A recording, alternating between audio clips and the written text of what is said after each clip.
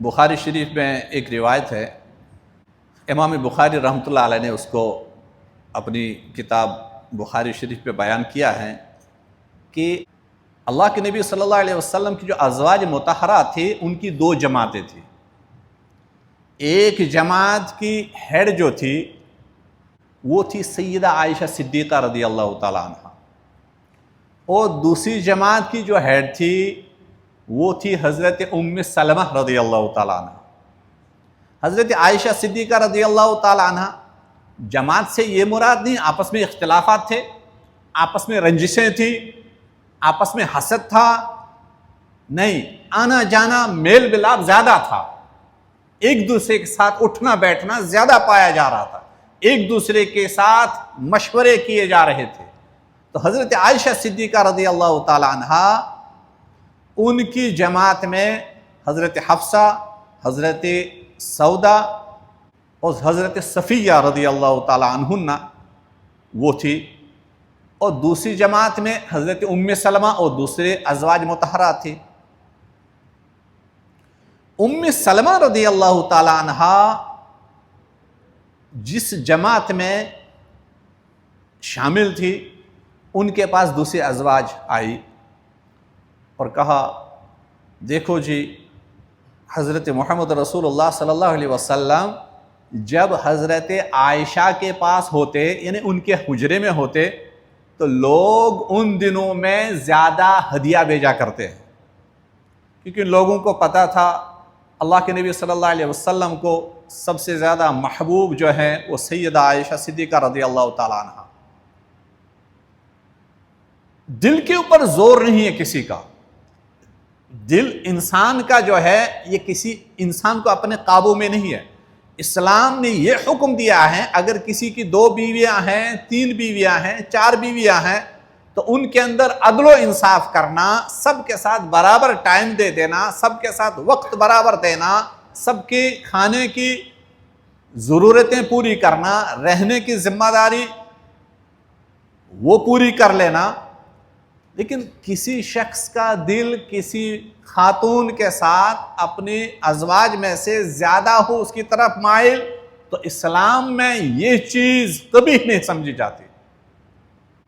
جس طرح ایک والد صاحب کے کئی بچے ہوتے ہیں، ان میں سے کوئی بچہ یا کوئی بچی ایسی ہوتی ہے جس کی طرف میلان زیادہ رہتا ہے۔ ایک انسان فروٹ کی دکان پہ جاتا ہے، فروٹ تو سارے کھانے جائز ہے، لیکن کوئی کہتا ہے مجھے یہ فروٹ زیادہ پسند ہے، کوئی کہتا ہے مجھے دوسرا فروٹ زیادہ پسند ہے۔ تو دل کا میلان اس کے اوپر اللہ کی پکڑ نہیں ہے۔ ہاں، اگر ایک بیوی کے ساتھ زیادہ حسن سلوک اس اعتبار سے کیا جائے کہ اس کو کھانے میں زیادہ دیا جائے، اس کی ضرورتیں اچھی طرح پوری کی جائے، دوسرے کی ضرورتیں کم کی جائے، دوسرے کے ساتھ ظلم کیا جائے، تو اسلام کے ہاں اللہ تعالیٰ کی طرف سے پکڑ آ سکتی ہے کہ ایک بیوی کے ہاں چولہا جل رہا ہے تو دوسری بیوی ہے وہ بھوکی ہے، ایک بیوی کے یہاں کھانے کے لیے گوشت پک رہا ہے اور دوسرے کے یہاں دال ہے، تو اللہ تعالیٰ کے نزدیک یہ ناپسندیدہ عمل ہے، اللہ کے نبی صلی اللہ علیہ وسلم کے یہاں بھی یہ ناپسندیدہ عمل ہے۔ تو جو ام سلمہ رضی اللہ تعالی عنہا ان کے گروپ میں دوسرے ازواج تھی، انہوں نے ام سلمہ سے کہا، کیونکہ وہ لیڈ کر رہی تھی اس گروپ کے، ان کی طرف سارے مائل تھی، انہوں نے کہا، دیکھو اللہ کے نبی صلی اللہ علیہ وسلم جب عائشہ رضی اللہ تعالی عنہا کے یہاں ہوتے تو لوگ زیادہ ہدیہ ادھر بھیجا کرتے ہیں، ہم بھی تو لوگوں کے ساتھ خیر خواہی کے خواہاں ہیں،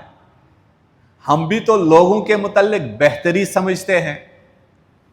ہم بھی تو چاہتے ہیں کہ لوگوں کے ساتھ اچھائیاں ہوں۔ جس طرح عائشہ صدیقہ رضی اللہ تعالی عنہا لوگوں کی بہت خیر خواہی چاہتی ہیں، ہم بھی تو ویسے ہی چاہتے ہیں۔ اس لیے اللہ کے نبی صلی اللہ علیہ وسلم کے پاس آپ ہماری طرف سے یہ درخواست کریں، یا رسول اللہ صلی اللہ علیہ وسلم آپ لوگوں سے یہ کہہ دیں جب ہمارے پاس بھی جب آپ ہوں گے اس وقت بھی کچھ ہدیہ بھیجا کریں۔ بھیجا کرتے تھے لیکن کم قلیل۔ تو حضرت ام سلمہ رضی اللہ تعالی عنہا حضرت محمد رسول اللہ صلی اللہ علیہ وسلم کی خدمت میں پہنچی اور عرض کیا یا رسول اللہ صلی اللہ علیہ وسلم، جب آپ عائشہ کے پاس ہوتے ہیں تو لوگ زیادہ ہدیہ ادھر ہی بھیجا کرتے ہیں، آپ لوگوں سے یہ کہہ دیں کہ جب ہمارے پاس بھی ہوں گے اس وقت بھی ہدیہ بھیجا کریں۔ عائشہ کے یہاں ہوتے ہیں تو لوگوں کا میلان زیادہ رہتا ہے، تو ام سلمہ رضی اللہ تعالیٰ عنہا ام المومنین جب انہوں نے یہ عرض کیا تو اللہ کے نبی صلی اللہ علیہ وسلم نے پہلی مرتبہ سننے کے بعد خاموشی اختیار کی۔